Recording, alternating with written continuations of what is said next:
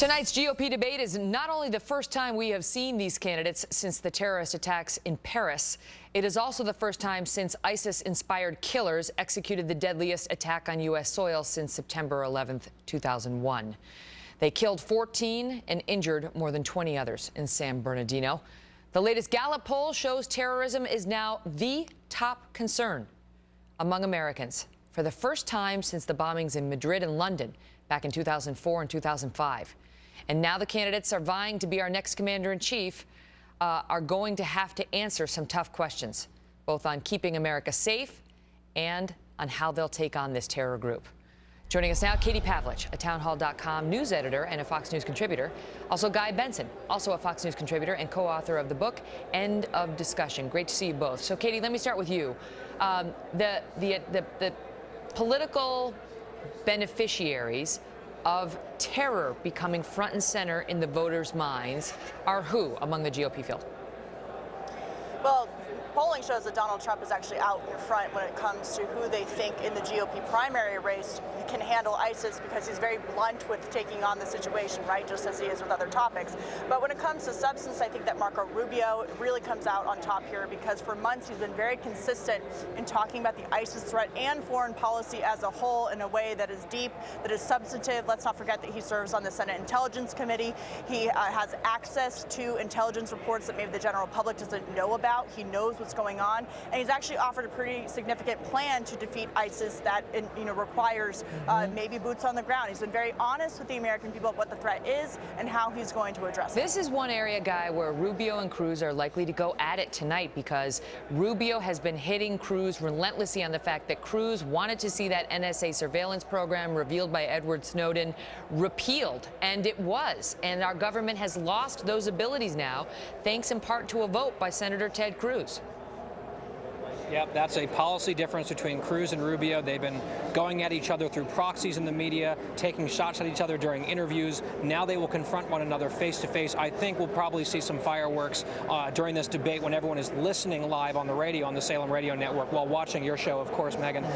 The thing, though, that Katie mentioned about Donald Trump, I think the reason that he is doing so well on this particular issue, even when he seems to have plans that seem unworkable or even counterproductive, he is projecting strength and passion, which is such a juxtaposition from the President of the United States with his sort of mealy-mouthed indecision and weakness. Trump senses that moment. He senses the frustration and the apprehension among the American people, and he's filling the void. For good or for ill, he is stepping up to the plate and speaking from sort of a gut feeling that many Americans share. And there's something refreshing to a lot of voters, Katie, in hearing somebody like Trump say, we're going to bomb the S out of ISIS. Right. I mean, it's just, it's exactly it's the polar opposite of what we hear right now from, the sitting commander-in-chief. Yeah, well, they're happy to see that they're happy to see a candidate who is willing to talk about this in a way that is real. When people see terrorism happening in neighborhoods that look like theirs on the news, they want someone in charge who's going to go after their enemies. They're scared. And we've seen in the past week, that this isn't just a foreign issue, right? We've seen domestically that the administration has a policy of not vetting properly people who are applying for visas, not looking at social media posts. I mean, this comes down to incompetence here at home and also incompetence overseas, and getting rid of these guys where they are before they come back to the United States and kill Americans, which we've seen unfortunately happen here. But realistically, Guy, if you take, if there were a President Trump, President Cruz, President Rubio, President Christie, President Bush, are you really going to see a huge foreign policy difference between those guys? Well, I think you would see some significant differences. Overall, they're going to be more hawkish than we've seen from President Obama. And I know Hillary Clinton is trying to get on the act here, or get in on the act. Well, and saying, isn't that these what guys the real difference will be between whoever the GOP nominee is and Yes. Hillary Clinton?